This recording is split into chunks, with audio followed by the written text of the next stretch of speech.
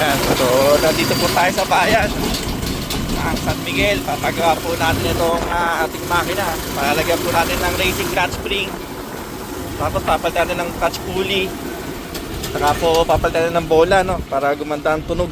Yan. Ito po tayo sa pagawaan ngayon. Oras pa kayo? Alas 12, mag-alauna. Yan, punta po tayo sa pagawaan dito ng water pump.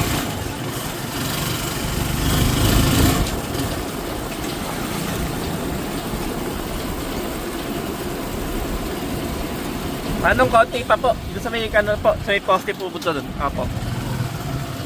Ay doon po yata sa may paradaan ng kolong-kolong po na yun. Doon po. Ay, po. Yan. Ito lang po. Magkano po ba? Try ko.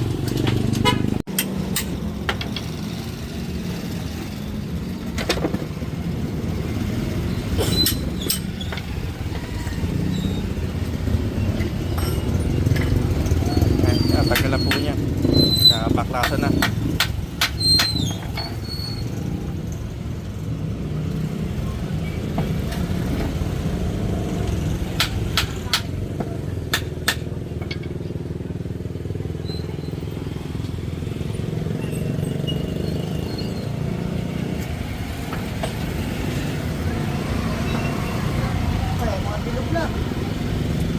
Matatanggal nyo pa sa welding na yan. Weldingan po. Apat. Sa pa. Bilog na. Tinatanggal siguro, hindi matanggal. Talaga sa weldingan. Napakain ko lang. Sa Santa Rita, matanda po kami. Ang talitang. Matanda po. Alam mo yung ketarot niya? Hindi ko kami diretso. Sa pangalawang kanto lang, nasa pinakagitna. Pangalawang kato nasa gitna. Yung maikot sa unang tuloy na maliit. Unang kanto, sa pangalawa, pumasok ka na. Pagdating doon sa intersection, pagtanong mo na sa tanong. Apat na. Apat po. Sige po. Napalitan na ng stainless. So, pupunta tayo sa may weldingan kasi yung apat na tornilyo dito, bilog na raw. So, papaayos natin. Papalitan natin to ng tornilyo. Anong dito lang po? Magkano po? Tayo sa ano ng weldingan. Kasi may tao wala. Yan, so ito sa pinaka-weldingan. Ayusin na yung pinaka-tornilyo na bumilog. Akala ko malalawin tayo. Diyan kahit pa. Ano tayo mabiyahe? Saan? Itagwala na nalaraan. Ha? Layo-layo. Nakakita na nga ako dito eh. Ay, ito meron pala ka ako din eh. Yan, so natanggal na yung pinaka-tornilyo. Bibili tayo ng bagong tornilyo ngayon. Gold box. Gold bolts. Golden bolts. Dito sa weldingan. Yan. So, sa Tigpalas po yan.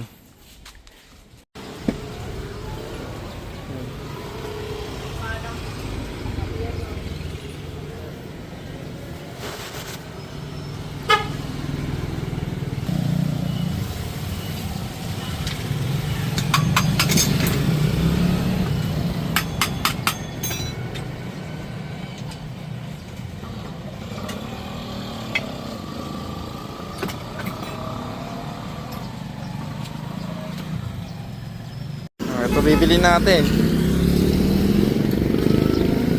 Check natin kung meron dito. Ito 400 pesos yan. Gamit Agustin. Okay, so nailagay na natin yung pinaka ating motor. So pinalitan siya ng bearing. Gumastos tayo ng 800 pesos. Tapos nagpalit tayo ng pinaka parang seal kasi may nag-leak siya dito. So, yun naman 400 pesos. And then, ito kasi pinaka bolts niya dito, no? Higpitan. Ito yung sa bolts apat na yan.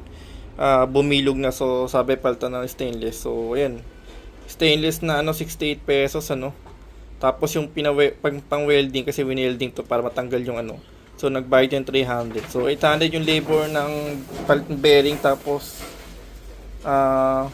pinaka-seal niya. So 800 yon, tapos 300 welding kasi yon. Pero kung wala naman, kung di man nagka-problema sa pagpatanggal nito, so wala.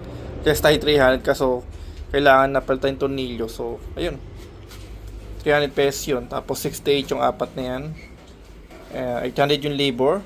Yun nga, including na doon yung bearing. Tapos bukod yung pinaka-seal na parang rubber seal kasi yun nga, tawag dito, kumakatas siya dito. Kaya minadyo kinain ng kilawang.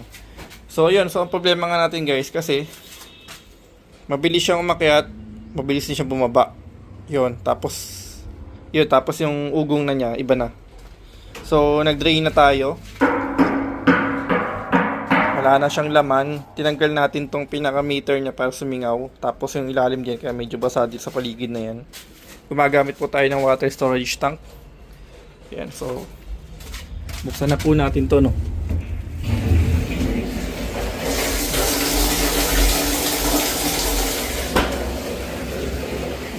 So hintayin lang natin siya, no, na magkaroon ng laman bago tayo mag-on dito sa ating water pump.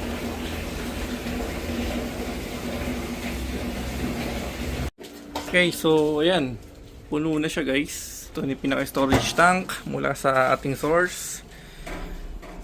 Water pump, pressure tank, na-drain na. Natanggal yung na-drain doon. Tinanggal tong gauge, palit bearing, palit ng pinaka-rubber seal para wala nang tulo. May tumutulo kasi dito. What else? So far yun lang naman, no? So check natin.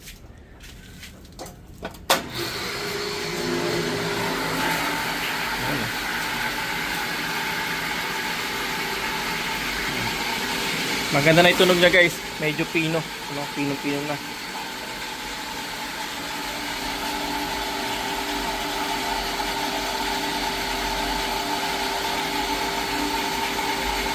Nakikuwangat.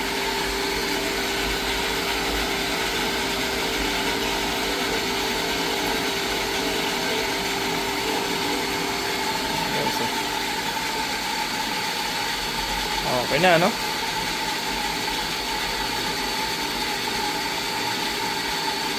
So, paano, yan. Ang nabawasan. Yun, nabawasan na siya guys. Nakakalaman na.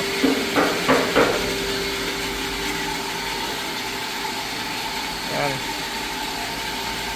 Medyo matagal lang nga umangat eh, no? Ito siya umaangat eh. Okay.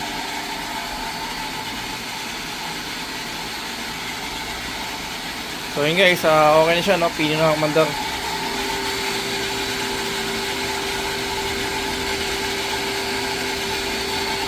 Mas tahimik siya ngayon.